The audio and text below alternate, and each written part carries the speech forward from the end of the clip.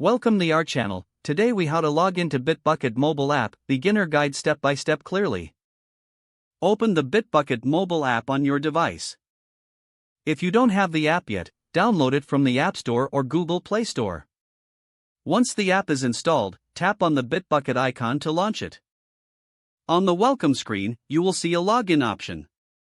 Tap on the login button to proceed. You will be prompted to enter your username or email address. Fill in the required field with your Bitbucket username or email.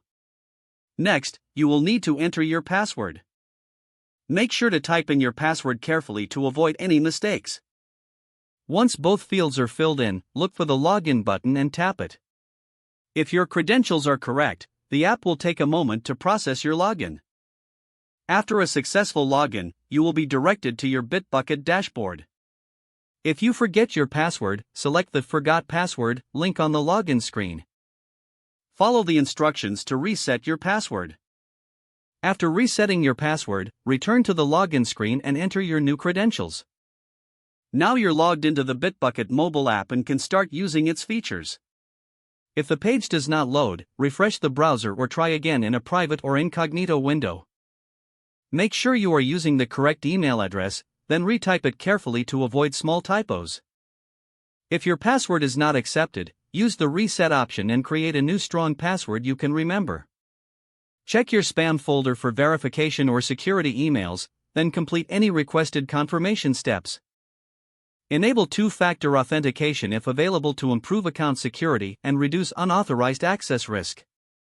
After signing in, review your profile details so your contact information and settings are accurate and current.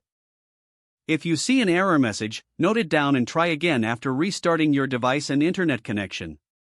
Log out when you finish, especially on shared devices, to keep your account and payment information secure. If the page does not load, refresh the browser or try again in a private or incognito window.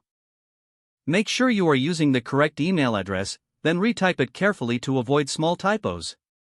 If your password is not accepted, use the reset option and create a new strong password you can remember. Check your spam folder for verification or security emails, then complete any requested confirmation steps. Don't forget to like this video and subscribe to our channel for more step-by-step tech guides.